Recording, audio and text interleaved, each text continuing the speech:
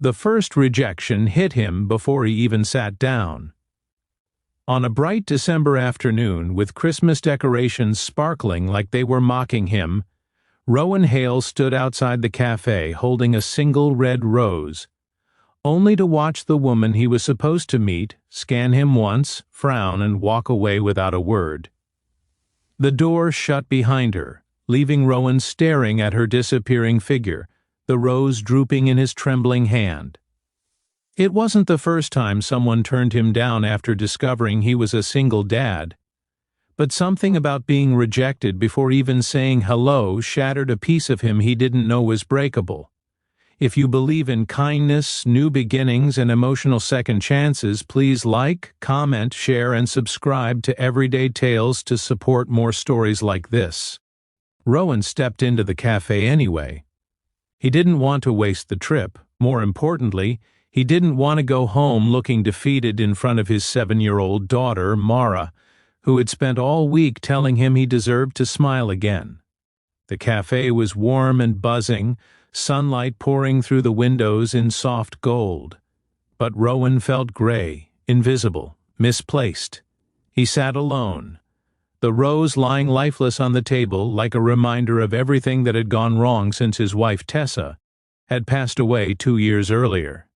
Every Christmas since then had been heavy, quiet, and colder than it should have been. He tried to shake it off.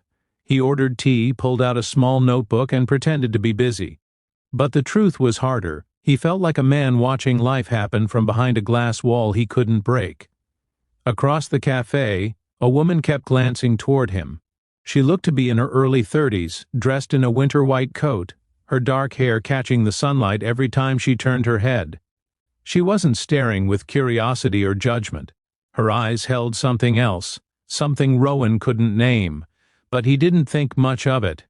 Beautiful women didn't look twice at single dads with tired eyes, second-hand jackets, and hearts stitched together with fatherhood. Outside, children rushed past the window holding Christmas crafts, laughter filling the air.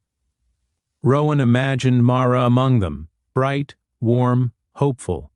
She was the only reason he kept trying, even on days when he didn't believe a better future existed.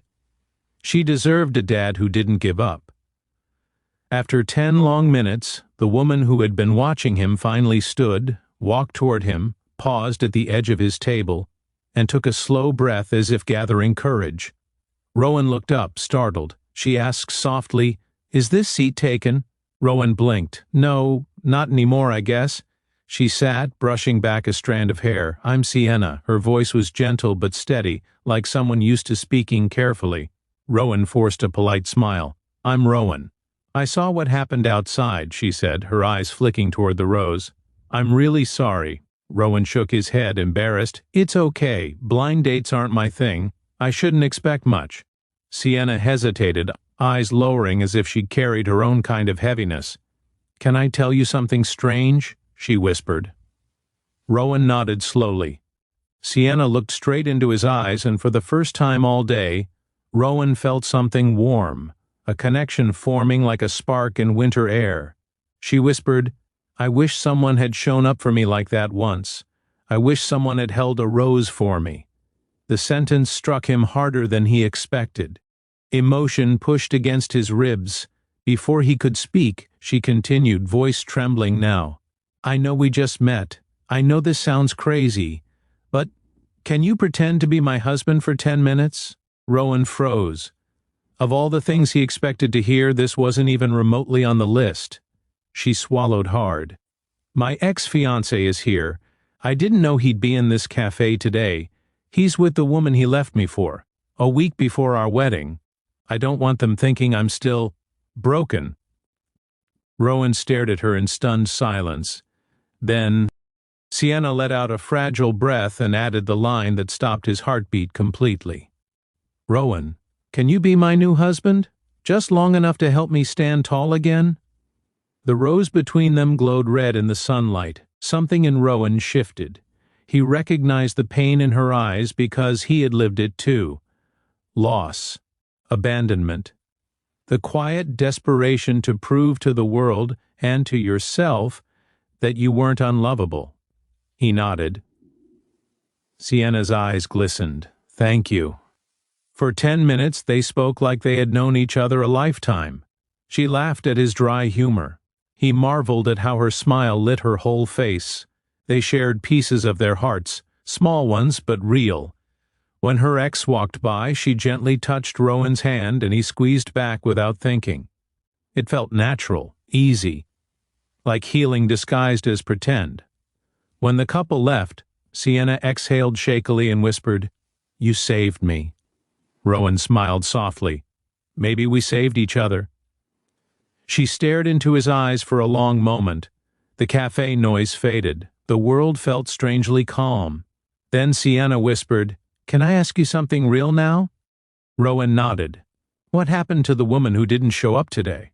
That's her loss. But what if I don't walk away?" Rowan swallowed, unable to speak.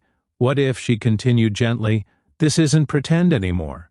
Something warm expanded in Rowan's chest, something hopeful, something he hadn't felt since the day he lost Tessa.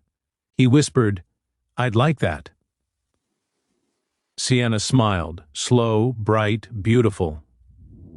"Then let's start with a walk." They stepped outside together, sunlight spilling over them as if blessing their new beginning. The day felt warmer, the air lighter. For the first time in years, Rowan didn't feel alone, and deep inside he knew Mara would like Sienna, maybe even love her someday. As they walked under the holiday decorations, Sienna slipped her hand into his, not pretending, not hiding, just holding on. Rowan squeezed her hand gently, realizing that sometimes the best things in life begin with heartbreak, awkward moments, or unexpected courage. And sometimes, the love you never thought you'd deserve walks up to your table on an ordinary December afternoon and asks the most extraordinary question.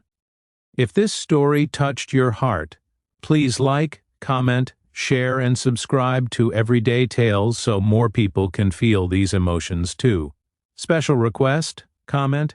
Second chances are real if you believe beautiful things can begin unexpectedly.